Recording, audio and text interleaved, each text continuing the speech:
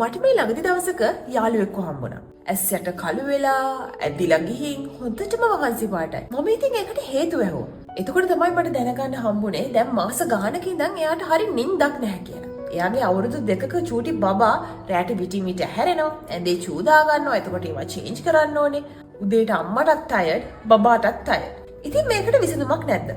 මේකට මම ඇහුවා ලංකාවේ ඉන්න first and only certified baby sleep trainer ශිහාරා ෆර්ඩිනැන්ඩස්ගේ.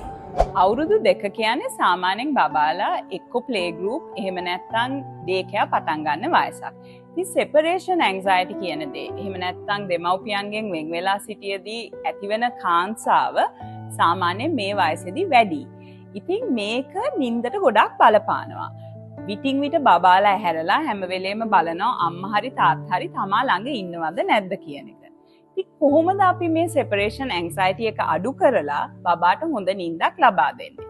ඉස්සෙල්ලාම අපි බබාගේ daily routine එක බලන්න ඕනේ. කියන්නේ මේ වයසේදී සාමාන්‍යයෙන් බබෙක්ට එක දිගට ඇහැරන් හිටිය හැකි කාලය එහෙම නැත්නම් wake window හරි active wake time එක ඇවිල්ලා පැය 6ක්. ඉතින් අපි හිතමු බබා උදේ 6ට නැගිට්ටොතින් ආයි 12 වෙද්දී දවල් 12 වෙද්දී බබාට දවල් නිින්ද ලබා දිය යුතුයි. මේක පැය 2ක් පමණ කාලයක් ලබා දීලා ඊළඟට බබාව දවල් 2ට කූද්දලා ආයෙත් රෑ 8 වෙද්දී තමයි නිදි කළ යුත්තේ. ඉතින් මේ අතරතුරේදී නිින්දේ පීඩනය එහෙම නැත්නම් ස්ලීප් ප්‍රෙෂර් කියන දේ බිල්ඩ් වෙනවා. එතකොට බබාට රෑට එක දිගට නිදා ගන්න පුළුවන් තත්වය වැඩි වෙනවා. ඒ එක්කම බබාව නිදි කරද්දී ක්‍රමක්‍රමයෙන් බබාගෙන් පොඩ ඈත් වෙන්න. දවස් 3න් 3ට තමා බබාව බදාගෙනම නිදා ගන්නවා නම් පොඩ පුරුදු කරන්න බබාට තනියම තමා ඇඳේ නැතිව විටත් බබාට නිදි ගන්න පුළුවන් විදියකට ට්‍රේන් කරන්න.